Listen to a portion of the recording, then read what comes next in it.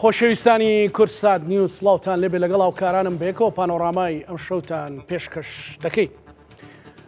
جیاواز لە قەیرانەکانی هەرێمی کوردستان یەکێک لەو بابەتانی کە مرۆ دڵی پێخۆشە پرسی ئاشتیە لە تورکیا و بەتایبەت لە باکووری کوردستان. دوای ساڵانێکی زۆر لە ماڵوێرانی چەندان هەوڵی زۆرا و زۆر لەبارەی ئاشتیەوە ئەم جارە نێتێکی تاڕادەیەک درێژەی کێشە هەوڵەکان ڕەنگە بە دڵی هەمومان نەبێت بەڵام بەردەوامن و هیوایەکێ بۆ پرۆسی ئاشتی بۆی کورد چیتر لە چوارچێوەی هیچ سیستەم و دەوڵەتێکدا نەچەوسێتەوە. گۆڕانکاری ئەپرسین، بەرەو پێشچوونەکان ئەپرسین، دابشکردنی ڕۆڵەکان لە سەر پرۆسەی ئاشتی ئەپرسین، تەکتیکەکان بابەتەکانی پشت پەردە ئەپرسین،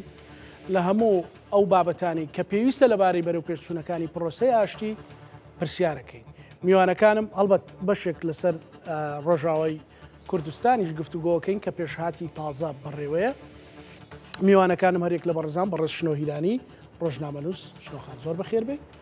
و بەڕێز هاوژین شێت فەخرەدین چاودێری سیاسی زۆر بەخێر. زۆر سپاس بۆ دەرفەت. شنۆخان پرۆسی ئاشتی بەکوێ گەیشتووە؟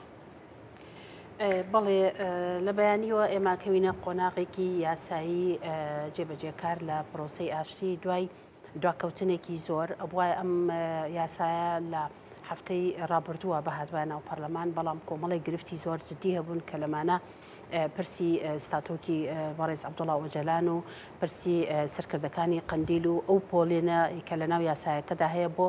ئەو ئەندام و کادرانەی کە ئەم لێ خۆشببوونە یان ئەم یاسای ئەیانگرێتەوە بۆی بێنەوە ناو کۆمەلگا و چۆنیەتی تێکەڵبوونیانەوە ئەو پۆلینەی کە ئەوانەی تاوانیان کردەوەی تاوانی نەکردو شتێ لەم بابەتە گرفتێکی زۆری پەیدا کرد کاریگەر بوو بۆ ئەوەی درەنگ یاسایەکە بێتە سەنە. بەڵام شتێکی لێرەدا گرنگ هەیە، دوو بنەمای زۆر سەرەکی هەیە کە بەڕاستیش ئەم دوو بنەمایە ئەکرێ ببتە هیوایەک لە داهاتوودا، ئەویشەوەیە کە ئەم پرۆسە ئیتر هاتە زمینەی یاسایی و تەشریعی ناو پەرلەمان وەکو پاکێجێکی پرۆژەیەکی یاسایی حکوومەت. دووەم گرنگ ئەوەیە کە پێش وادەی دەستپێکردنی پشووی پەرلەمان هاوینەی پەرلەمانی تورکیا ئەمە بڕیاری لەسەر بدرێ بۆ ئەوەی تا ئەو دوومانگەی بتوانانی لیژانی بۆ پێک بهێنرێت و کاری جددی یاسایی لەسەر بکرێت. ئەمە خاڵێک یاسامە بەڵی خۆی یاسا ئەم پرۆژێ ئەمڕۆ هەموو پارتەکان پێشگە لە ئی پارتی ئیمزان لەسەر کرد کە هاتە ناو پەرلەمان وەکو یاساشی بۆ بەڵێ بەیانی ئیتر ئەبێ کۆتا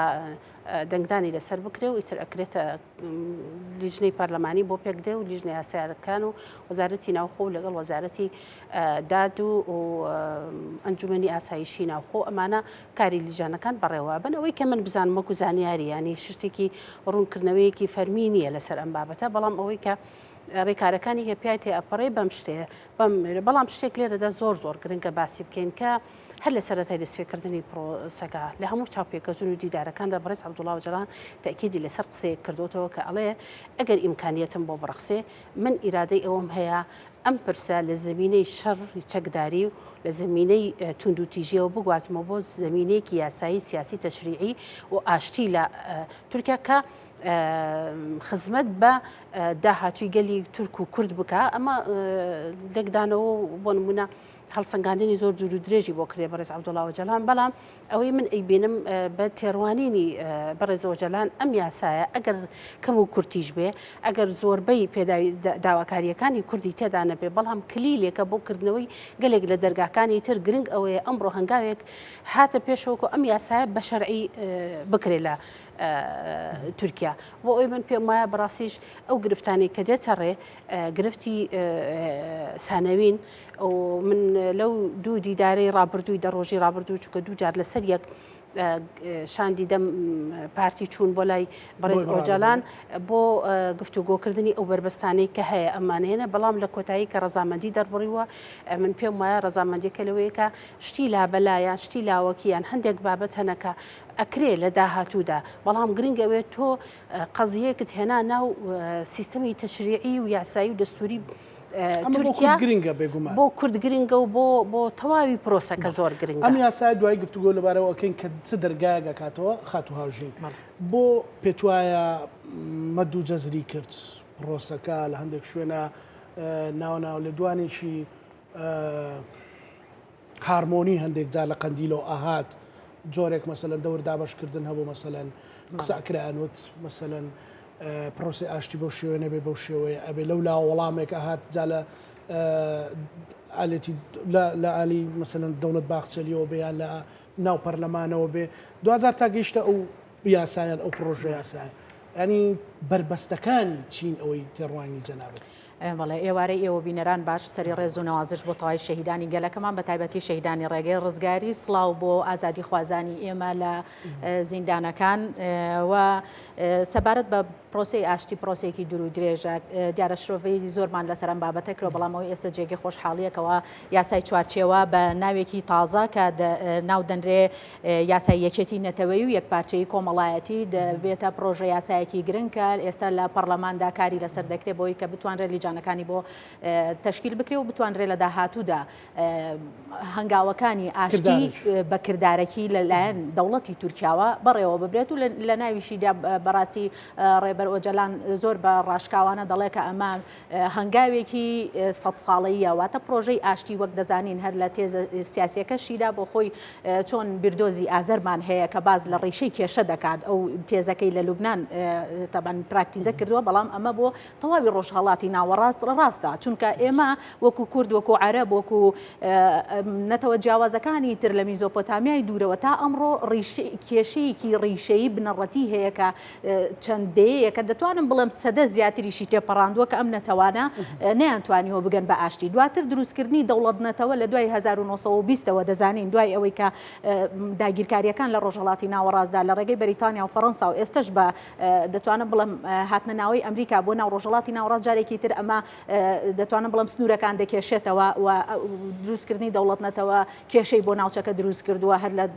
نەتەوەی تورک عەرەب فارس ئەمانە کە سەردەستە دەکرێن بۆ سەرنەتەوەکانی تر دوجار ئێستا هەنگاوێکی گرنگ و پراکتیکیە کە لە ئێستادا کورد هەنگاوی بۆ دەنێت پێویستە نەتەوەکان بە ئاشتی و تەبایی پێکەوە بژین لەم ناوچێدا بۆ ئەوی بتوانن خاوەندارەتی لە خاکی خۆیان و لە ئابووری خۆیان و لە ئاسایشی هەم نەتەوەی هەم لە ئاسایشی ئابووری و سەربازی لە ناوچەکەدا بکەن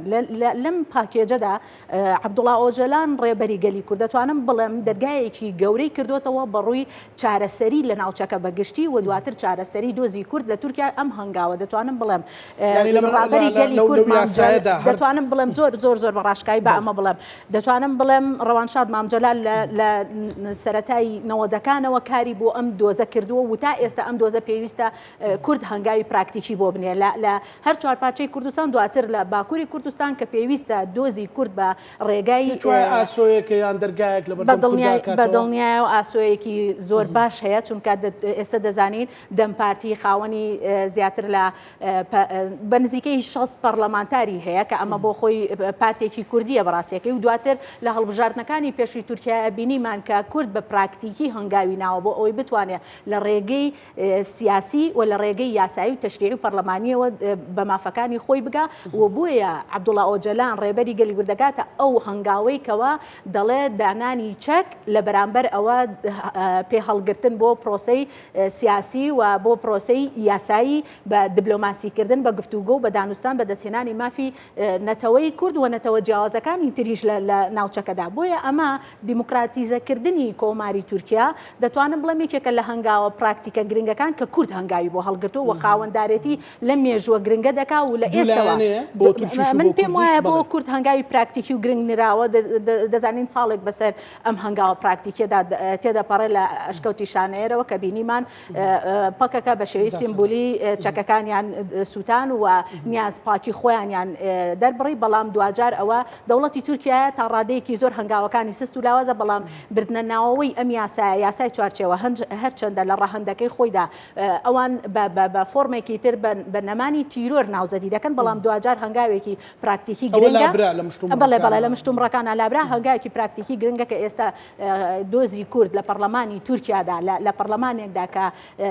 ناوبردنی ناوی کورد کە سوێن خواردن ئێمە دەزانین لەیلا زانا چەندین ساڵ بە بە هۆکاری ئەوەی بە زمانی کوردی سوێنی یاسایی لە پەرلەماندا دەخوا ئەم چەندین ساڵ دەخرێتە سجنەوە پارێزبندی پەرلەمانی لەسەریان لا دەبرێت قەیوم لە شارەوانیەکان لە جیاتی کوردەکان قەیومدا دەنرێ ئەمانە هەمووی هەنگاوی گرنگ و پراکتیکیە کە ئێستا لە ناو پەرلەمانی تورکیادا دەبینین کەوا دۆزی کورد بە گفتوگۆ و بە یاسایی دەچێتە چوارچێوەیەکی یاسایە و دواتر ئێمە دەزانین ئەمە ڕێگایەکی دوور و درێژە وەک چۆن ڕیشەی ناکۆچیەکان چەندین دەی تێپەڕانەوە لە نێوان نەتەوە جیاوازەکاندا دوجار هەنگاونان بۆ ئاشتیش بەڕاستی کاتی دەوێ واتە شتێک نییە لە تۆ بتەوێت حەپێک بی بە تورکیا یەکسەر کۆماری تورکیا دیموکراتیزە بگۆڕێت و دیموکراتیزە دیارەمە هەنگاوی گرنگە و ئەم لە دوای ئەم هەنگاوە هەنگاوی تری گرنگتر دێتەوەتی ڕێگەی هەزاران میل دوێنێ لە قسەکانی لە هەنگاوێکەوە دەست پێ دەکا و ئەمە دەبێتە کلیلی چارەسەری بۆ تورکیا و بۆ ئەو یاسایی کە ئێستا کاری زیاتری لەبارەوەکەین هەواڵ هاوژین خاتوشنەوە مەسەلەن ئەو دەرگانەی کە ئەکرێنەوە لەنا ئەو یاسایەدا چین مەسەلەن ئەکرێ بڵین دڵمان پێی خۆشە بێ وەکو کورد چەند ئەوانەی کە لە هەرە لە پێشینەکانن خۆی بواە دەوڵەتی تورکیا استقلالی ئەم هەلە زێڕینی بکردایە کە هاتۆتە پێشەوە ئەمڕۆ ئەو پرسەکە دێتە پەرلەمان لە ئی پارتی کە پارتێکی نەتەوە پەرستی جیابۆ لە مەهابەیە نا هەر شتێکی کەمە تاواتی عادە دەکەم بیر نییە هەموو فراکسیۆنەکانی بەو پارتە تازی کە ئۆزگەر وەزیریش دایمەزراندووە ڕازی بوون و واژۆیان لەسەر ئەم ئیمزای کرد ئەیتوانی قاپسەمی یعنی گشتگیری ئەم پرۆژەیە زیاتر ئەوە بێ کە ئەندامانی سەرکردەکانی پەکەکە و ئەندامانی پەکەکە بە گشتی بگرێتەوە زیاتر چوارچێوەیەکی فراوانتری بۆ دیاری بکرێت بەڵام ئەوەی کە ئەمڕۆ هاتۆتە ناو پەرلەمان من پێم وایە بەڕێی خۆم چونکە تا ئێستا ناوڕۆکەکی بەڕاستیش بە وردی ئاشکرا نەکراوە ئەوەی کە ئەوترێت لە زانیارە دزە پێکراوەکان و لە هەڵساندن و لە بۆچوونی ڕۆژنامەوان و پسپۆرانەوە ئەبیستین ئێمەش ئەوەیە کە دەوڵەتی تورکیا بە تایبەتیش حکوومەتەکەی ئاکپارتی سێ چوار ڕەهەندی زۆر گرنگی هەیە بۆ ئەم یاسایە یەکەمیان ئەوەیە کە ڕەچاوکردنی و یانیژ لە بەرچاوگرتنی هەست و شعوری ئەو خەڵکانەی کە زەرمەند بووینە لە شەڕی پەکەکە لە نەتەوەی تورک و نەتەوەکانی تر کە بە هاوڵاتی تورکیا ناسرن دووەم ئەو تەوژمەنەتەوە پەرستی کە لە ناو تورکیا هەیە ڕاگررتنی باڵانسی ئەم تەوژمەیە سێمیش حسابکردنی دەنگدانە ینی ئایا ئەو پرۆسەیە کە بگێتەوە ئەمە وەکو تستێک لە تاقیگەیەک کە تۆ ئەم پرۆسەیە بێ ئەم تستەکە هاتە تاقیگەیەکۆ بۆ ئەوەی لە تاقیگەیە تێپەڕی دەرگا ئەکاتەوە بۆ بەرامبەر بە ڕێکاری یاسایی و تەشریعی و دەستوری زۆر گەورە ئێمە ناتوانین بەڕاستیش ئەزمۆنی 2 ساڵ ئەزمۆنی لە 2005ەوە کە سێ مەرحەلە یعنی بەسێ قۆناغی زۆر گرنگ پرۆسی ئاشی هاتووە 2021 ساڵە ئەم پرۆسی لە تورکیا بەردەوامە هەموو قۆناغەکان کە شکستی هێناوە کۆمەڵێک ڕەهەندی تری لێکەوتۆتەوە کە بۆتە ئەزمۆن بۆ قۆناغی داهاتوو ئەم قۆناغەش من پێم وایە هەم دەم پارتی لایەنی کورد هەمیش لایەنی دەوڵەت بە کۆمەڵێک ئەزمونەوە بە کۆمەڵێک حەزەرەوە مامەڵە لەگەڵ ئەماکەن من پێم وا بۆ لە ماوەکانی ڕابردوو کە بەڕێز وەجەلان ئەم یاسای ڕەت کردەوە پەیوەست بوو بەوەی کە ئەیانویست ئەم سێڕەهەندەی کە خۆیان ئەیانەوێت مەسەلەی پرسی ساتۆکی و پرسی گەڕانەوەی سەرکردەکانی پەکەکە و ئەمانە زیاتر جێگیر بکرن بەڵام جێگیر نەکرا و شتێکی ترژی زۆر گرنگ هاتە سەر ئەم یاسایە بەڕاستی ئەمە مای نیگەرانی گەورە بوو بەڵام ڕەچاویان چاوپۆشیکردنی بەڕێز وەجەلان و دەم پارتی لەمەیە بۆ تێپەڕاندنی و بە ئامانجی ئەوەی کە ئەستەنگی زیاتر و خەڵک ناومێت نەبی زیاتر پرسی هێنانی قەدەغی سیاسیە بەسەر هەندێک بەندکراوان کە ئەگەر بربن لەوانش لەوانەیە دەمرتاشی فیکەن یوکسکدا و کۆمەڵەکەوانی کە پێشووتر لە ناوی دەکرێت ئەوانە بگرێتەوە ئەمانە ئەگرێتەوە بەڵام بۆ هین بۆ ئازادکردن ئەگەرێکی زۆرە بیانگرێتەوە بەڵام ئەم پرسی قەدەغیکردنی 5 ساڵ ممارەسەی سیاسی بیانگرێتەوە ئەمە دوورخستنەوەی هەندێک کەسایەتی و هەندێک کەسە و بربەستێک دروستەکە لە بەردەمی لەم یاسا لە دوای ئەوەی کە ئەمە بە تەواوی سبینی دەنگدانی لەسەرکرێ بەڕێز وەجەلان ئازاد دەکرێت بەڕێز وەجەڵان هیچ کات بە نەسەن داوای ئەو شێوازە ئازادکردنەی نەکردووە ئەو ئازادکردنە باوەی کە هەیە بەڕێز وەجەڵان داوا ئەکا ستاتوکی بۆ دیاری بکرێ ینی لەو شوێنی کەلەتی لەژێر کۆنتترۆلی دەوڵەتە بمێنێتەوە و شوێنێکی بۆ دیاری بکرێت کە بتوانانی بە شێوەیەکی ڕاستەوخۆ و ئازادانەتر ئیدارەی ڕخستنەکانی بدا. تەماسی لەگەڵ خەڵکە هەبی تەماسی لەگەڵ ڕۆشنبیر لەگەڵ کەساتی سیاسی ئەمە خۆی ئەوەی کە هەندێک لایەن باسەکرا هەندێک کەس باسی ئەەکەن تا ئێستا شتێک لەو بابەتە هەیە هەندی ئەڵێ لەن قەرە دانراوە خانوویەکی بۆ هەندێکڵێن لە ئیمرالی بۆی دانراوە بەڵام لەم یاسایە بەڕاستی بە هیچ شێوەیەک بەلانی کەم تا ئێستا بە هیچ شێوەیەک نە باسی پرسی ستاتوکی ئۆجەڵان کراوە نەپرسی هاتنەوەی سەرکردەکانی پەکەکە کراوە قەندیل نەباسی شێوازی هاتنەوەی ئەکرێ بڵێن ئەچینە ناو دەواازەکە باڵێ لەبەردەم دەواازەکە ناوەسین ئەچینە ناوی وانە بە یاسایە ینی ناکرێ بڵێن چینە ناوردەکاری ترەوە نەک ئێمە لە پرسیارەکانمان یانی یاساکە نەچۆتە ناوردەکاری کولتوری و مافە تایبەتەکانی کورد و زمان و هەرچەندە من لەو ڕۆژانە بینیم هیچێک دای نابوو نازانم و ڤیددیۆتان بینی مەسەلا هیچ ڕاستیە هیچ ڕاستیە ئەو ڤیددیۆش ڕاست نەبوو ڤیددیۆک بوو کەڵێ مۆبایل هەکە ئەڵێ بۆ زمانی عەربی ژمارە ئەوەندە لێ بۆ زمانی لە تورکیا لەو مۆبایلەکان لە ستمی تەلەفۆنات ئەڵێ بۆ زمانی کوردی بە کرمانجی دەڵێ من نازانم من ئەم شتم نەبینیوە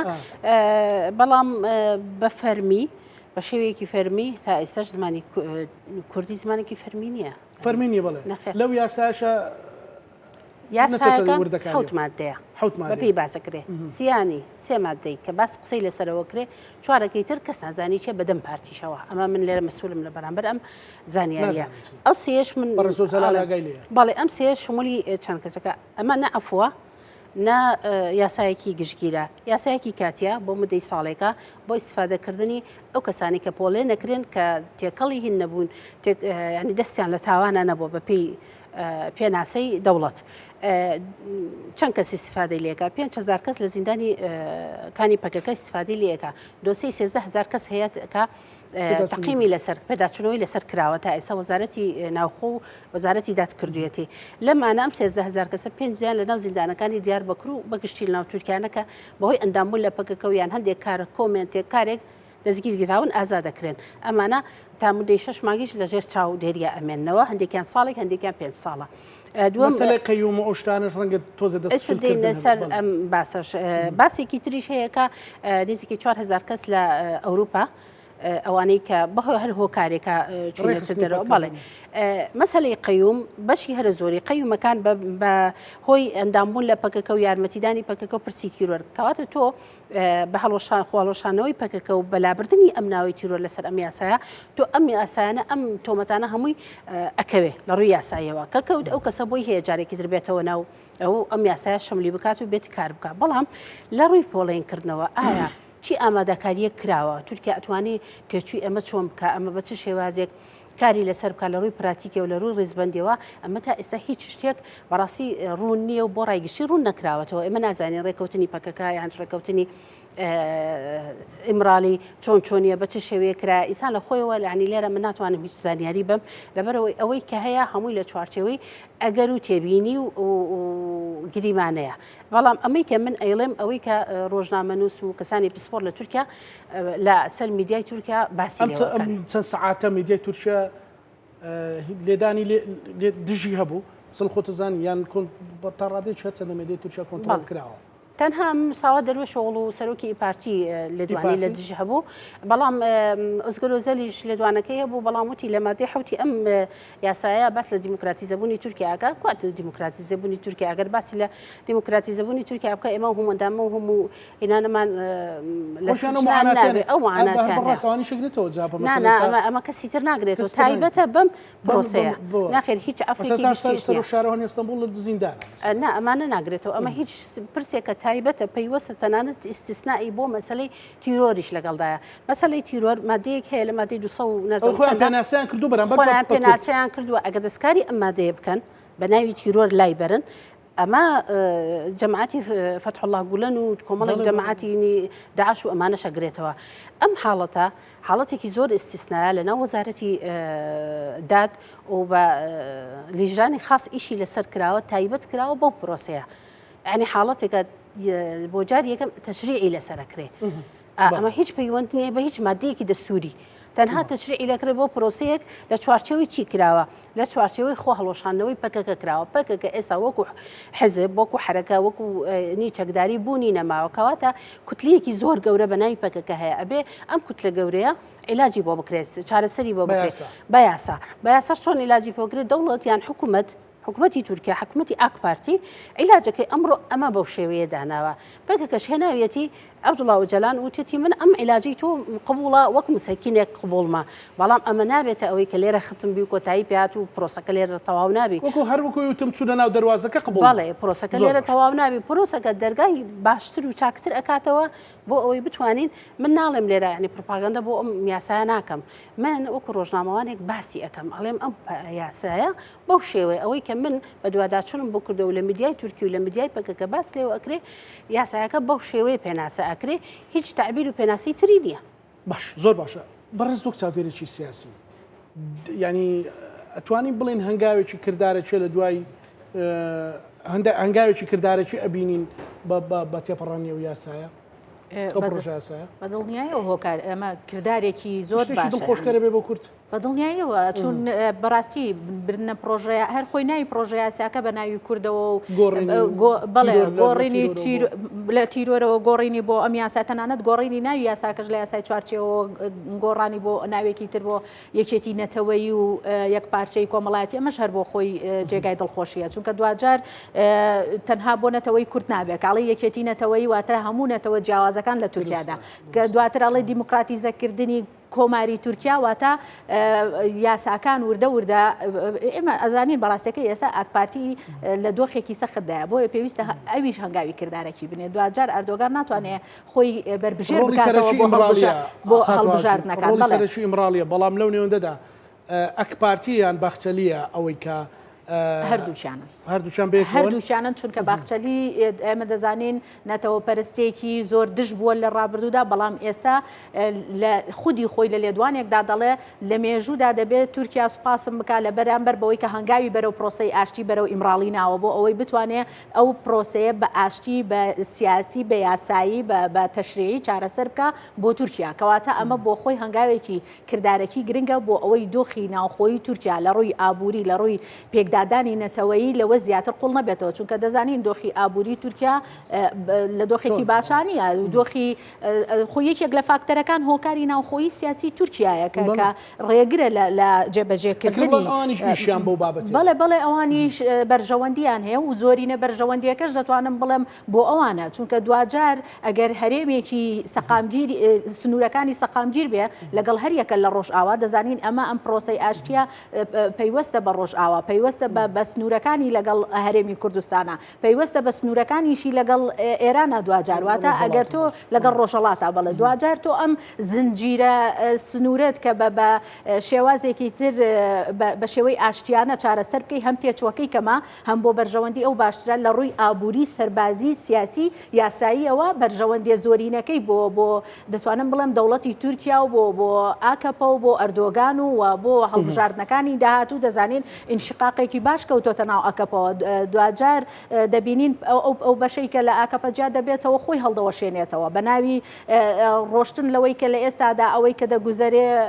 بابەتێکی ئەخلاقیە کە واز بهێنێ نەک ئەوەی کە دوورکەوێتەوە لە سیاست تەنها بۆ ماوەیەکی کاتیە بەڵام دوجار ئەمە زیانێکی زۆری بەر حیزبەکەی ئەردۆگان گەیاندووە کە توانیوێتی سەرۆکی شارەوانی ئەستەمبوڵی لێبسەنێتەوە و دوجار بینیمان کوردەکان لە ناوچە کوردنشینەکان دەنگێکی زۆر باشیان هێنا واتە ئەگەر پەکەکە لە 1984 باڵی سەربازیەکەی دوجار دەتوانم بڵێم لە کۆتای 2024 و سەرەتای 2025 هەڵدەوەشێتەوە دەتوانم بڵێم تا ڕادێکی زۆر باش توانێتی شوناسی کوردی بناسێنێ بە تەواوی جیهان بۆ دوجاریش بە کورد خۆی ئاشنا بکاتەوە چونکە دەزانین لە 75 کورد لە باکووری کوردستان نەی دەتوانی بڵێ کوردم هەندێک جار من لە تێزەکەی ساکینە جانسز خوێندومەتەوە کە پێیان شەرم بۆ بڵێن کوردین یعنی ئەمە هەر بۆ خۆی هەنگاوێکی گرنگ و پراکتیکیە ئێستا من سەبارەت بەوەی کە جەنابەت دەڵێی کوردی هاتۆتە ناو ئەو بابەتەکە ئەڵێ بۆ کۆمپانیایەکی تەلەفۆنی بێلەوانەیە بەڵام لە ناوچە کوردنشینەکان ئەمەش دەستکەوتە دەتوانن کوردەکان داوا بکەن بە زمانی دایک بخوێنێ ئەگەر ژمارەیان زۆر بێ دەتوانن بە زمانی دایک بخوێنن ئەمە دەتوانن بەڕاستی ئەمە دەستکەوتە ینی کورد بۆچی تێدەکۆشێ بۆ شوناسی خۆی تێدەکۆشێ بۆ مافی هاوڵاتی بوون تێدەکۆشێ بۆ مافی کللتوری خۆی تێدەکۆشێ بۆ ئەوە تێدەکۆشێ کە بەشداری سیاست بێ ینی بەڕاستی ئێستا کە دەبینین پەروین بوڵدان دەبینین زۆر جار لە جێگری سەرۆکی پەرلەمان لەوانەدا دەنیشێ پەرلەمان بەڕێوە دەبا ئەمە بۆ خۆی جێگەی شانازیە دەبینین لە پەرلەمانی سووریادا خانمێک بەشدارە وەکو کوردێک لە دوای 56 ساڵ بەجلی کوردیەوە دڵخۆشکەرە تاڕادەیەکی زۆر ڕاستە سیمبولۆیکن بەڵام دوجار ئەگەر قەدەغە بکرێتەوە تەنانەت ناسنامەی خۆت لێ قەدەغە بکرێت ناتوانانی بەم جلە سمبولیکەوە بەشداری بکەی وەکو کوردێک یعنی ئەمانە بۆخۆیان دەستکەوتن. باسی باشوور و ڕۆژهەڵات و ڕۆژاوات کرد لە باشووری کوردستان چه ڕۆڵی سەرەکی هەبووە لە پاڵپشتیکردنی ئەو پرۆسە ئاشتیە مەسەڵەن چێ بە تایبەتیش لەو ئاخیرانە؟ بەڵێ دیارە پرۆژەی ئاشتی دەتوانم بڵێم داڕێژەری پرۆژەی ئاشتی ڕەوانشاد مام جەلال بووە بۆ خۆشیان یعنی دەتوانن سەیرێکی مێژوو بکەنەوە ئەم ڕاستیە زۆر بەباشی دەزانن ینی لە سەروبەندی ئەوەی کە ڕەوانشاد مام جەلال کاکە تووشی ئەو نەخۆشیە دەبێ بەداخەوە لە سەروبەندی ئەوەدا بۆ پرۆژەیەکی گرنگی گەورە جیهانی ناوخۆیی هەرێمی پێشکەش بکە بەوەی کەوە لە جێبەجێکردنی پرۆژەکەشدا بوو بەوەی کە بتوانێت قۆناغەکانی ئاشتی لە تورکیا و باکووری کوردستان بە شێوەیەکی کردارەکی بەرێتە پێشەوە بەڵام بەداخەوە ئەو دۆخەی کە ڕەوانشادی تێکەوت لە ڕووی تەندروستیەوە ئەم هەنگاوانەی دەتوانم بڵێم پەک خستووە دوا خستووە سستی کردووە لاوازی کردووە تا دەگاتە ڕۆژگاری ئەمڕۆکە کە ئێمە ئێستا باسی پرسی ئاشتی تێدا دەکەین واتە دووربینیەکە دەگەڕێتەوە بۆ دووربینی سەرکردایەتی سیاسی یەکێتی نیشتیمانی کوردستان بەڕابەرایەتی ڕەوانشاد مام جەلال دیارە ئەو پرۆژەیە بۆ خۆی لە ئێستادا کە سەر پێ دەکەوێت دەتوانم بڵێم یەکێکی ترە لەو شانازیانەی کە یەکێتی نیشتیمانی کوردستان دەتوانێت شانازی پێوە بکە و من دەنگۆیەک یاخود یەکێکی تر لەو ینانەی کە لە ئێستادا باز دەکرێت یەکێک لە ئەڵتەرناتیڤەکانی ئێستاکە کە پێویستە زۆر گرنگە لەوەی کە بۆ نمونە سەرکردایەتی داهاتووی پەکەکە لەوەی کە خۆی هەڵوەشاندوتەوە ئەم کەسانەی کە ناتوانن بگەڕێنەوە تورکیا لە چوارچەوەی یاساکەدا لەوانەیە باشترین بەدیر و ئەڵتەرناتیڤ سلێمانی بێ بۆ ئەوەی بتوانێت ئەمانە وەکو دۆزێکی سیاسی لە خۆ بگرێتەوە جارێکی تر و قسەی بڵێ ئەمە باشترین ئەڵتەرناتیڤە لە ئێستادا کە و دەشبینین لە ڕابردوودا هەنگاوە سیاسیەکانی سەرۆک بافڵ لە ئەوتاری نەورۆزدا خاتووە ژنووتی ئینشاڵڵا لە داهاتوو سەردانی بە ڕێزۆزەلانی شەکەم و ئینشاڵڵا جارێکی تر بە ئۆنلاین لەگەڵتان نابم دیێم لەوێ لە ئاهەنگی نەورۆز لەگەڵتان ئەوە ئاماژەیە گوڵ چارچەوەی پرۆسەی ئاشتیدا بە دڵنیاییەوە ئاماژەیەکە بۆ ئەوەی کە لە چارچەوەی پرۆسەی ئاشتیدا و ئاماژەیەکی تریش ئەوەیەکەوە تورکیا ئێستا بە شێوەیەکی پراکتیکی پێویستی بە یەکێتی نیشتیمانی کوردستانە بۆ ئەوەی نێوەندگیری بکە و لە نێوان دەتوانە بڵم تەفگەری ئازادی چونکە دوجار پەکەکە لە خۆی هەڵوەشاندەوە ئێستا دەتوانین بەناوی تەفگەری ئازادی بڵین لە نێوان تەفگەری ئازادی و دەوڵەتی تورکیا بۆ ئەوەی بتوانێت نێوەندگیرێکی باش بێ و دۆزی ئاشتی هەنگاوێک زیاتر بەرێتە پێشەوە و بتوانرێت هەنگاوە کردارەکیەکانی زیاتر بکە و بەرەو پێشەوەی ببە و من باسی چەند فاکتەرێکی تریشم کرد کە تورکیا پێویستە بە شێوە ئەڵتەرناتیڤێکی تر جێگرەوەیەکی تر یەکێتی نیشتیمانی کوردستان هەڵدەبژێرێت چەندە ئەمە بۆ خۆی بۆ ئەم قسانەی من شرۆڤەی جیازی بۆ کرا دوجار سیاست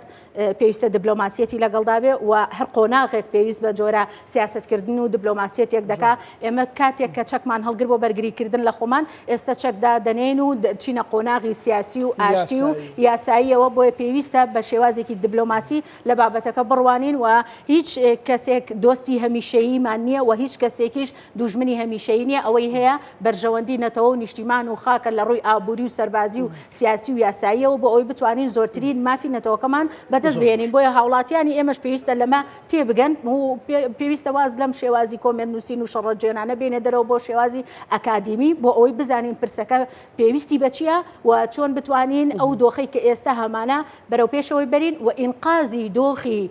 سیاسی و یاسایی و سەربازی ئێستای کورد بکەین لە هەر چوار پارچەی کوردستان و لەو داڕشتنەوەی سنوورەکە لە ئێستادا دەتوانم بڵم گەمارۆیەکی هەرێمی و نێودەوڵەتیش هەیە لەسەر پرسی نەتەوەی کورد و لەسەر پرسی تەواوی ناوچەکە کە لە ئێستادا دەتوانم بڵم شەڕێکی گەورەی جیهانی بەڕێوە دەچێت لە ڕۆژهەڵاتی زۆر باشە خاتوهاژنەوەی کە خاتوهاژن وتی بەرز خاتوشنەوەک و زۆر جار هەواڵانیان لە باکوورەڵێن ئەم بابەتە تا چەند خاپاندنێکی تێدا ئەبینی بۆی پرۆسەکە درێژکەنەوە تا ئەو شەڕی هەرێمیەی ناوچەکە ئەگاتە دۆخێک یان جۆرێک لە تەکتیکێ بینی یاخود بوونی بەڕێز ئۆجەلان لە ئیمڕاڵیەوە گەرانتیەکە بۆ ئەو بابەتە؟ بەڕێزم ئێستا گەرانتیە بۆ بابەتە؟ ئەزانی چۆنە گەرانتی پرسی گەرانتی تۆ ناتوانانی مطلق قسە بکەی لە هیچ بابەتێکە. شتێک هەیە زۆر گرنگە دەوڵەت باخچەلی کە بە دامەزرێنەریان ئەندازیاری ئەم پرۆسەیەدا ئەندرێت لەلایەنی دەوڵەتەوە ئێمە هەمیشە وتومانە عقلی دەوڵەت یان دەوڵەتی قوڵ لە تورکیا جیای لەگەڵ حکوومەتدا بەڵام من لەو قەنەعەتانی بە زۆربەی پرۆسیسانەی کە لە 2 ساڵی ڕابردووە تێپەڕ بوون من پێم وایە شتێک نییە لە ناو تورکیا بە ناوی عقلی دەوڵەت و عقلی حکوومەت و ئەمانە ئەمە بۆ خۆی سیستەمێکە بەڕێز ئۆجەلانیش لەمە باش تێگا و تعامل لەگەڵ ئەم واقعەکە دوم شتیشی ئەوەیە کە باخچەلی متنێکی نووسی بەم دوایانە لە 19 ئیفۆر پێکات بوو لە سەرەتادا پێناسەکردنی بۆ ئەم پرۆسەیە ئەڵێ دەولەت بەقایی ئیچن بۆ مانەوەی دەوڵەت.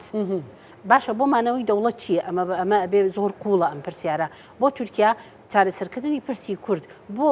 پرسێکە پەیوەستە بەمانەوەی دەوڵەت. یەکەم شت پەیوەستە ئەو گۆڕانکاریە کە لە ڕۆژهەڵاتی ناوەڕاست ڕووەدا لە دوای شەڕی غەزەوە کە هاتە ئاراوە شەڕی ئێران بە تایبەتیش ئەمریکا و ئێران کەسبی ئەو ژیۆپۆلیتیکە گرنگەی کە تورکیا هەیەی لە ناوچەکە بۆ ناتۆ لوتکەی ناتۆ کە لە تورکیاوە کرا ئەم پرۆسیسە کۆی ئەوەی کە ئێستاکە ئەمریکا و لەگەڵ عێراقا خەریکی ئەوەن کە بۆریەکانی نەوت لە هورمز تێپەڕێن لادەرن بەدیلی گەروی هورمز دەرگا لە تورکیاوە بۆ تێپەڕاندنی وزە بکەنەوە ئەمانە هەمووی خۆی لە خۆیە ئەبێ لە ناو تورکیادا استقرارێکی ئەمنی و ئاسایشی زۆر قوڵ هەبێ استقراری ئەمن و ئاسایشی تورکیا بۆ بەجێهێنان و جارێکی تر تورکیا بتوانێت لەسەر ئاستی وڵاتێکی جیهانیە بێتەوە سەر خەریتەی ئابووری جیهانی و خەریتەی وزەی جیهانی ئەو استقرارە پێویستەکە شەڕی چەکداری و ئەم مەسەلەی کوردە حەل بکە بۆ ئەوەی یەکەم شت کورد نەبێتە کاتێک بەدەستی ئیسرائیلەوە ئیسرائیل و ئەمریکا بەکارنەیە دووەم لە سووریا ئەوەی کە لە هەرێمی کوردستان لە 91 ڕوویدا لە سووریا ڕووی نەداتەوە دووەم شتیشی ئەوەیە کە تورکیا بەڕاستیش بتوانێت ڕۆڵی جدی وەکو ئەندامێکی ناتۆ ببینی و لەسەر ئاسی نێودەوڵەتیە ببێتە وڵاتێکی نێودەوڵەتی نەک وڵاتێکی پڕکێشەی ڕۆژهەڵاتی ناوەڕاست سنووردار بکرێت بە کێشەکانی ڕۆژهەڵاتی ناوەڕاست. گەرانتیەکە لەو دەستکەوتانی خۆیانایە بەڵێ گەرانتیەکە هەموو پرۆسەکە بە تێڕوانینی باخچەلی و بە پیلانی باخچەلی و بۆ پرۆگرامێکە باخچەلی بۆی دانایە زیاتر مەبەستەکەی بۆ مانەوەی دەوڵەتە وەکو خۆی کە تورکیا بمێنێتەوە و دەستکاری نەکرێ بەڵام ئەوەی تێڕوانینی ئەردۆغانە زیاتر جیاوازترە ئەردۆغان لە چوارچێوەیەکی زۆر خۆپەرستانە و هین سەیرەکە بەرژەوەندی تەسک و مانەوەی خۆی لەسەر دەسەڵات و ڕێژی دەنگدەرانی و ئاستی جەماوەری و ڕایگشتی و ئەمانە زیاتر مامەڵی لەگەڵەکە بەڵام لە کۆتاییە ئێمە ببینەوەینە نا ئەکتۆری سەرەکی لەم بابەتە باخچەلیە نە هیچ هێزێکی ترە ئەکتۆری سەرەکی لەم بابەتە مخەتەبی سەرەکی بەڕێز عەبدوڵڵا ئۆجەلان و حکوومەتەکەی ئەردۆغانە لەبەرەوەی دەسەڵاتی تەنفیزی و یاسایی لە دەستی ئەوانە ئەمە خاڵک ئەوەی کە بەڕێز عەبدوڵڵا ئۆجەلانی شەیکە من لە سەرەتای قسەکانم وتی ئیمکانیەتم بۆ بڕخسێنم من ئیرادەم هەیە کەواتە ئەوەی ئەتوانێت پەکەکە چەک بکە ئەوەی ئەتوانێت پەکەکە هەڵوەشێنێتەوە نە دەمرتاشە و نە سەرانی قەندیلە و نە دەم پارتیە ئەوە چونکە عەبدوڵڵا ئۆجەلان خۆی دامەزرێنەری پەکەکەیە ئەو دەسەڵاتی هەڵوەشانۆ تەنها لە دەستەوەیە ئەوەی کە ئەو کردوێتی ئەو هەنگاوانەی ئەو کردوێتی بەڕاستیش لە ئیرادەی ئۆجەلان بە دەر کەسی تر ناتوانانی بکە ئێمە یەک پرسیارە زۆر گرنگە ئەبێ لە هینا بکرێ ئایا ئەگەر هەر بڕیارێکی تر یانیش دوای ئەم یاسایە دەربچێ ئایا قندیل ملتەزیمە بێ بە قەراراتەکانی ئۆجەلان من ئەگەر جوابەکە لە منە پرسی بەشی دووەمدا ئەو پرسیار بکەم ئایا قندیل کۆکە لەگەڵ ئەو یاساییان هەر شتێک لە ئیمڕاڵیەوە هات ئەوان تەنها مۆریەکەن بەم ئاخیرا دەم پارتی بە تایبەتیژە لایەنی کورد هەم لایەتی لەگال و هەم لایەتی ئیلەگالی هەیە دەم پارتی کە وەک سیاسەتی نوێنەراتی سیاسەتی لەگالەکە لەناو تورکیا تەرکیزیان لەسەر سێ خاڵی زۆر گرنگ بوو یەکەمیان ئەوە بوو کە ستاتۆکیەوە جەڵان ئێمە زۆر باسەکەین چونکە مەوزوع زۆر باسەکرێت دووەم سەرکردەکانی پەکەکە چیان بەسەردێ ینی شوێنیان چۆن بی سێمیش مەسەڵی و پۆلینکردنەکەی ئەندامانی پەکەکەیە لە هەفتەی ڕابردوو بەڕێز کاڵکان چاپێککەوتنێکی لەگەڵ میدیاسکۆپ کرد لەگەڵ ڕۆژنامەنووس ڕۆژخان چاکر کە ڕۆژنامەنووسێکی زۆر معتەبەرە لە تورکیا ئەم پرسیاری بە نەفسی لێ کرد هەنی بە تایبەت وتی ئێوە وتی هەر مەتنێک ینی مەتن بە معنا هینێک بێ تێکستێک لە ئیمرالیەوە بێ ئێمە 100% ملتەزیمین پێی بەڵام لە بەرامبەریش بەڵێ کۆتاییە وتی 100% ئێمە ملتەزیمین پێی ئاوتی عنوان بەڵێ بەڵێ آخر دووران کاڵکان ناکرێت جیاکەیتەوە ناکرێ ئەمە جیاکەیتەوە چونکە کە ڕێی بۆ ڕاگەیاندنەدرێ ڕێی پەکەکەیە ڕێی شخصی نیە ڕێی قندیلە بۆ معنا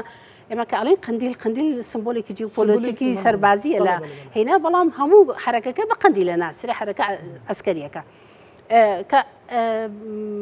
دووران کاڵکان وتی 100% ئێمە ملتەزیمە بین بەرامبەری شاوتی ئێمە شەمانەیە بچینەوە ناو سیاسەت و لە سیاسەتە لە تورکیا سیاست بکەین یعنی کەواتە هەموو ئەگەرەکانی داواکاریەکانی خۆشی خستە بەرەوە بەڵام لە بەرامبەردا دوێنێ لە ئیمرالیەوە ئەوەی کە لە ئیمرالیەوە هاتووە داوای کردو بەڕێز عەبدوڵڵا ئۆجەلان و لە قسەکانی ئەم خاتونەی وتەبێژەکەشیانە دیار بوو هین حەتیملەر ئۆغڵو وتی هیچ شتێکی لابەلا ئێمە ڕاستە وتی ڕەهەندی 100 ساڵی پرسی کورد لە یاسایەکی ئاوا بچووک نابێتەوە بەڵام بەم یاسایە ئەتوانین دەرگای هەموو ڕەهەندەکانی تر وڵا بکەینەوە هیچ بربەستێکی بچووک لە بەردەمی ئەمە نابێتە ئاستان کەواتە ئێستا ئەوەی کە زۆر گرنگە لێک تێگەیشتنێکی سێ قۆڵی زۆر گرنگەیە لە بینی قندیل دەم پارتی عەبدوڵڵا ئۆجەلان بۆ پەسەندکردنی ئەو یاسایی کە دەرەچێ بەیانی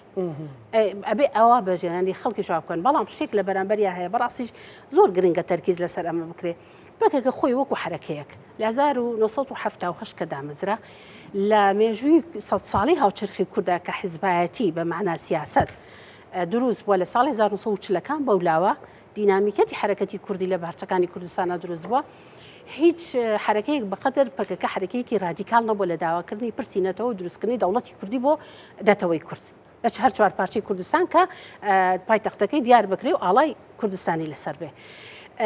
هەڵگەرانەوە لەم تێزە 180 دەرەجە بە شێوەیەکی زۆر رادیکالی بۆ دەوڵەتێکی نەتەوە و شارستانی دیموکراسی دوو بەرینگاری زۆر گەورەی هاتە پێش بەرینگاریەک ئەوەیە کە یەکێمیان لەناو ئەوەی کە ئێمەڵێن نەتەوە پەرستی کورد ئەوانەیە کە زۆر ناسیۆنالیستی کوردی و ناسیۆنالیستی تورکی ناسیۆنالیستی کوردی بە ئاسان ناتوانێت ئەمە هەزم کە کەواتە پەکەکە ئیشێکەکە هێشتنەوەی قودسیەتی ئەم بابەتە لە ناو جەماوەری خۆی لەلایەکیشە عەبدوڵڵا ئۆجەلان دانوستان لەگەڵ دەوڵەتەکە لەسەر ئەم بنەمایانە هەموو چونکە بەڕاستیش پەکەکە ناتوانێت بە بەیاننامەیەک ئەمە بەڕایگرچی و ناسیۆنالیستی کورد بڵێ قبولکە ئەمە کارێکی زۆر باشی ماندووبوونێکی پەکەکەی زۆر جدیشی ئەوێ لەمە بەدووە ناسیۆنالیستە تورکەکانیش ئەوەی کە زۆر دژیان پرۆسی و کورد بەهین ئەزانن ئەمە ڕوبەڕووی ئەردۆغانە بنەوە ڕوبەڕووی سیستەمی دەوڵەتە بنەوە کەواتە هەردوو لایەن ئەرچیان زۆر قورسە و دوایش ئەم ئەرکا تێچووی مادی تێچووی معنەوی تێچووی شارستانی هەمووی دەوڵەت ئەمانە هەمووی لە بەرچاو پرۆسێک نییە بە دوو قسە یان تەنها بە دانیشتنێک بە دوو هینە بەڕاستیش پرۆسیسەکە کە نیو سەدا هاتووە پێویستی لەوانەیە بە 15 ساڵیش بێت تا ڕێکە بێتەوە لە باشوور ڕۆڵ دابشکردنەکان ئیجابی بوون چۆن یعنی ڕۆڵی هێزە سیاسیەکان ڕۆڵی باسی سەرۆک مام زەلال و چێتی نیشتیمانی کوردستانی کرد مەسەلەن پارتی دموکراتی کوردستان ئەویش گرنگە بۆ سەرکەوتنی و پرۆسەیە مەسەلەن هێزە گەورەکانی هەرێمی کوردستان بێگومان ئێمە تەماشاکەین لە 100 ساڵی ڕابردوودا دینامیکی هەموو شۆڕشەکان لە هەرێمی کوردستان لە کوردستانی عێراقەوە سەری هەڵداوە. ئێمە سیرێکن هیچ جارجێشی عراقی نەچۆتە دیوی ئۆپەراسیۆن بکە لە تورکیا لەبەرەوەی و خەتەرەی لەوێ بۆ نەهاتوە، بەڵام هەمیشە تورکیا هەستی کردو و خەتەرە لێرەوە بۆیەکی کەواتە ڕۆڵی پارتە سیاسیەکان بە هەمویانەوە و بە تایبەتیش ئەوانەی کە حکومەت وێرە زۆر گرنگە. من باس لە ڕۆلی پارتی دموکراتی کوردستان ناکەم چکە لی مەسئول نیم، بەڵام ڕۆلی یەکێتی نیشتیمانی کوردستان زۆر گرنگە کە من شتێک بڵێم یەکێتی نیشتیمانی کوردستان پەیوەندیەکانی لەگەڵ تورکیا هەرگیز وەکو پارتی نییە، چونکە پارتی ڕاستەوخۆ لە ڕووی ژیۆپۆلیتیکەوە دراوسەی تورکیایە، بەڵام یەکێتی دراوسێ نییە. یەکێتی نیشتیمانی کوردستان لە چوارچێوەی سیاسەتێکی نەتەوەی بەڕێزیشی باسی کرد لە چوارچێوەی نەهج و ڕێبازەکانی بەڕێز مامجەلال خوالی خۆش بوو، مامەڵەی لەگەڵ پرسە نەتەوەیەکەی پارچەکانی تری کوردستان کردووە. لە بەرامبەرەمە ڕوبەڕووی فشاری تەنانەت جاری وایە دەستدرێژی تورکیاش بۆتەوە، بەڵام ئێستا دۆخەکە گۆڕاوە، دۆخەکە کە گۆڕاوە پەکەکە و هێزی سیاسی یان قوای سیاسی لە باکووری کوردستان خۆی لە دانوستدانە لەگە دەوڵەت کەواتە تۆ ئەبێ سەحیفەیەکی تر هەڵدەیتەوە لەگە وڵاتێکی گەورەی پێویستی وەکو تورکیا، کەواتە سیاسەتی یەکێتی نیشتیمانی کوردستان لەم بوارەیەوە فشارەکانی تورکیا لەسەر ئێمە لەسەر ئەوە بووکە ئێمە ئەبێ بە هەموو شێوەیەک ڕێگە لە پەکەکە بگرین کە تەشەنە بکە لەو ناوچەی ئێمە ئین بێ، بەڵام ئێستا خۆی پەکەکە نەماوە کە نەماوە باشە پەیوەندی من بۆ تێک بچێت لەگە دەوڵەتێکی وەکو تورکیا.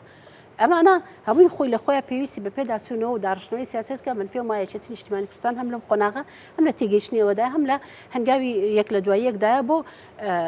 چارەسەرکردنی ئەم پرسە و هەر کارێکیش بێتە لای یەکێتی وەکو مەسەلەی پرسی چارەسەرکردنی چەکە پرسی جێکردنەوەی ئەم سەرکردەکانە ئێمە من ناتوانم مطلق لەسەر هیچ قسە بکەم لەسەر ئەم شتانە چکە ماوە پرسی هەستیاری ئاسایشین ئەمە بۆ یەکێتی ئەبێ بەجێ بهێڵین چکە یەکێتی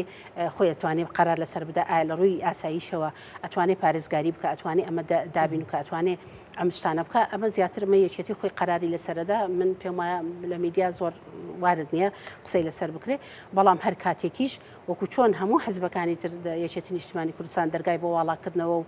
لەسەر حسابی ئاسایش و ئەمن و ئابووری خۆی جێگای بۆکردنەوە لەوانەیە ئەمەش بەڕاستی هەنگاوێکی گرنگ بێ، گرنگ ئەوەیە پەکەکە بەمە بزانی و ڕێز لەم هەڵوێستی یەکێتی بگرێ. پێزانێ بۆ کوردی 2000 پەکەش پێی نەزانانی گرنگەوە کورد بگاتە شتێک وانە؟ پێزانی لە ڕووی هەڵوێستی سیاسیە، لە ڕووی ئەوەیە کە جێگە بداتە ئەم هەڵوێستی بەڵێ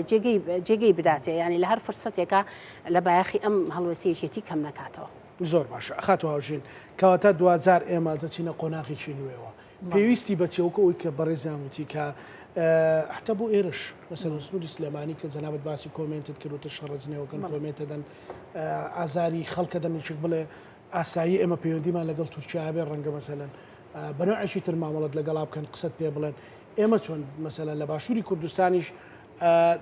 ئەوانەی کە تێناگەن لە معاناتی خەڵکی باکووری کوردستان کە تەنانەت دەگەر بە کوردی قسەی کرد بێ زۆر جار ڤیدیۆمان بەرچاوەکەوێ ئیهانە کراوە ئێستا دەرگایەک بکرێتەوە ئەگەر چی دەرگایەکی زۆر بنەڕەتیش نەبێ یان چارەسەریکی زۆر سەرەکیش نەبێ بەڵام بتوانین پاڵپشتێکی جەماوەریشی بکەین. بەدڵنیایەوە یەکێتی نەتەوەی هەمیشە گرنگ بۆ پشتیوانی جەماوەری یاخود سەپۆرتی نیشتیمانی گرنگترین هۆکار و فاکتەرە بۆ سەرکەوتنی هەر دەوڵەت و حکوومەتێکە و هەر وڵات و نەتەوەیەک بەڕێوە دەبا، بەڵام ئەوەی کە دەمەوێت زیاتر فۆکەسی لەسەر بکەم دیارە شنۆخان ئاماژەی بەوە کردکەوە عێراق هیچ کاتێک نەچۆتە سنووری تورکیاوە بۆی شەڕ بکات، بەڵام تورکیا هەمیشە هاتووە بەم دیوە دیارە ئەمە ئەگەر فاکتەرەکەی ئەوەیە کاتی خۆی تەفگەری ئازادی لەم دیەوە بۆ هۆکارێک بۆ ئەوەی کەوا سنووری ئێمە هەمیشە لە ژێر شەڕ و وێرانکاری و ئەوەیە بوو بێ دیارە تورکیا ئەگەر بگەڕێنەوە بۆ مێژووی زمانی عوسمانیەکان هەتا ئەمڕۆژ دەزانین سایکۆلۆژیای سەرکردە ئەوانەی کە هەریەک لەم وڵاتە ڕەگەز پەرستانە یاخود ئەمانەی کەوا بە سایکۆلۆژی خۆیان پێیان وایە ئێستش پێیان وایە کەرکووک خاکی تورکیا پێیان وایە مووسڵ پەیوەستە بە تورکیاوە لە بەرەوەی لە میساقی میلی و لە زمانی عوسمانیەکان لە 200 ساڵی ڕابردووە تەنانەت عێراقیشیان داگیر کردووە و پاشایەکی بەغا سەر بە عوسمانی بووە یان سەفەوی بووە یان عوسمانی بووە دیارە هۆکارەکە دەگەڕێتەوە بۆ ئەم هۆکارە مێژوویە کە عێراق هەمیشە هەوڵی داوە بەشێک لە فیدراالیەت یاخود بەشێک لە مرکزی بۆ خۆی ببچڕێ لە هەر یەک لەم دوو دەتوانم بڵێم سوڵتانە دەسەڵاتدارەی ڕۆژهەڵاتی ناوەڕاستکە هەر یەک لە ئێران و لە تورکیا و تا ئێستش هەیمنەیان لە عێراقدا هەیە دەبینین ئالنگاریەکان لە عێراقدا و نەبوونی ئەو ئاسایشە نەتەوەی و نیشتیمانیە کە بۆ عێراق پێویستە ئەم دوو دەوڵەتە وەکو تورکیا و ئێران نیان هێشتووە هیچ کاتێک عێراق سەقام گیر بێ و من دەتوانم بڵم هۆکارەکە دەگەڕێتەوە بۆ ئەم سایکۆلۆژیێتە دەبینین ئەوەش کەسە لە رووسیا و لە مابینی رووسیا و ئۆکراینا بەڕێوە دەچێت هەمان سایکۆلۆژیەتی بەڕێوەبردنە کە ئەو ئۆکراینا بە خاکی خۆی دەزانێ و دەیەوێ بیهێنێتەوە سەر ناوێ ببێ بە بەشێک لە یەکێتی ئەوروپا و لە بەرەوەی بە مەترسینە ئاسایش بۆ خۆی دادنێ و ئەمە تورکیاش بە هەمان شێوە هەمیشە ڕۆژئاوای کوردستانی بە مەترسی بۆ سەر خۆی داناوە ڕۆژهەڵاتی کوردستانی بە مەترسی بۆ باشووری کوردستانی بە مەترسی بۆ خۆی داناوە بینیمان زیاتر لە ساڵێک گەماروی ئابووری خستە سەر فڕۆکەخانەی ڕەوانشاد مامجەلال کە ئێستا ناوەکەی بەمە گۆڕاوە بە ئەو کات سلێمانی نێودەوڵەتی بوو ئەمە بەڕێوەبردننی سایکۆلۆژیەتی ئەردۆغان و دەوڵەتی قوڵی تورکیا و دەتوانم بڵم حکوومەتی تورکیا کە هەمیشە کوردستان و بەشەکانی تری تەنانەت باشووری کوردستانش بە بەشێک لە خۆی دەزانێت و یەکێکی تر لەو فاکتەرانێک کە من هەمیشە قسەم لەسەری کردو لە سۆشیال میدیاوە بۆ بەڕاستی بەوەی کە خەڵک قسەی لەسەر بکاوەی هەمیشە وتومە پارتی دیموکراتی کوردستان پێویست ناکە بە شێوازی بەرژەوەندی تاکە کەسی حیزبی مامەڵە لەگەڵ دەوڵەتێکی وەکو تورکیا بکە پێویستە لە چوارچێوەی حکوومەتی هەرێمی کوردستاندا مامەڵە بکرێ مامەڵەکان ئابووری بێ سەربازی بێ پاراستنی نەتەوەی بێ گرنگە لە چوارچێوەی حکوومەتی هەرێمی کوردستاندا مامەڵە بکرێ دوجار کە وەکو حیزبێک مامەڵە دەکەیت وەکو حیزبێک یان دەهێنرێتە پێشەوە یاخود وەکو ئەوەی کە ئێستا ڕوودەدا پەراوێز دەخرێ چونکە من ئەم قسەم کردووە هەمیشە وتومە بە تایبەتر ئەو کاتێکەوە دەمانبینی دەبابەکانی تورکیا بە سەرجادەی قیردا ڕاستە لە ڕووی جیۆپۆلیتیکەوە پارتی نزیکە لەوێەوە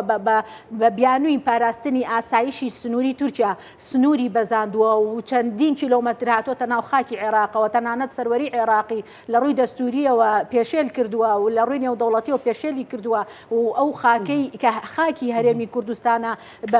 دەتوانم بڵم بە چەکی فسفۆر لەیداوە بە کیمیایی لەیداوە و دار و دەوەنی سووتانوە دارخورمای هەڵکەندووە بردوێتی دەتوانین بڵێن تەنانەت دێمۆگرافیای گۆڕانکاریەکانی ڕۆژئاوای کوردستان بەدەستی تورکیا بەڕێوە دەچێت هەمیشە پەکەکەی کردو بە بیانوو بۆ ئەوەی بتوانێت ماف بەخۆی بدات لە ڕووی نێودەوڵەتیشەوە پێشێلکاریەکی زۆری مافی مرۆڤی کردووە دەبینین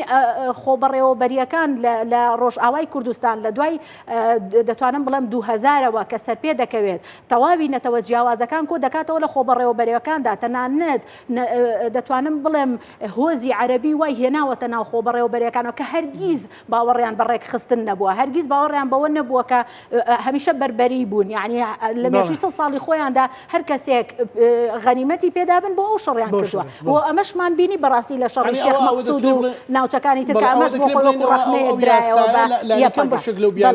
بەشێک لەو بیانوانە نایڵێ و هۆکارەکانی تورکیاش هەمیشە بەڕاستی داگیرکارین بۆ سەرخاکی هەرێمی کوردستان بۆیە پێویستە لە چوارچێوەی حکوومەتی هەرێمی کوردستان هەمیشە مامەڵە بکرێ و چیتر پێویست ناکە بەڕاستیەکەی یەکتری تۆمەتبارکەین ناوچەکە دەخوازێ لە ئێستادا پارتە سیاسیەکان وەکو جاری پێشوژوتم یەکێتی نیشتیمانی کوردستان وەک هەمیشە ببێ بە چەتری کۆکەرەوەی تەواوی پارتە سیاسیەکان باشووری کوردستان حکوومەتی هەرێمی کوردستان کە بۆ بە دیفاکتۆ لەسەر تەواوی وڵاتانی ئیقلیمی و نێودەوڵەتیش تەنانەت دەتوانم بڵم لە شەڕی داعشدا وڵاتێک ستەیتێک بوو کە تەواوی وڵاتانی جیهان ڕوویان لە هەرێمی کوردستان بوو بەوەی کەوا بە ئومێدێکی گەورە گۆڕانکاریەکی دیموکراتی لە ڕۆژهەڵاتی ناوەڕاستدا بهێنە ئاراوە زۆرم پێخۆشت و خاتونی زۆر پرسانیاری فەرموو من مەبەستم لە نەچوونی عێراق بۆ دیوێتی تورکیا دوو هۆکار زۆر گرنگن 1926 بۆ 1946 26 ڕێککەوتنێک هەیە لە بینی هەردوو دەوڵەتی تازە پێگەیشت و بە ناوی دراوسەی باش و پاراستنی ئەمن بۆی هەیە هەردوو دەوڵەت لە کاتی بوونی هەر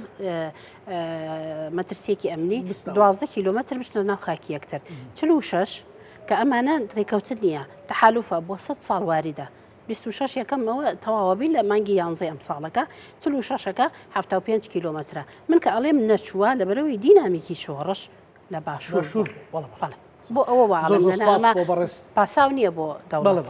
سپاس بۆ بەڕشنەوە ئیرانی ڕۆژنامە و سپاس دەکەم سپاس بۆ بەڕێز هاوژین شەهید فەخرەدین چاودێری سیاسی سپاس بۆ بەڕێز زۆر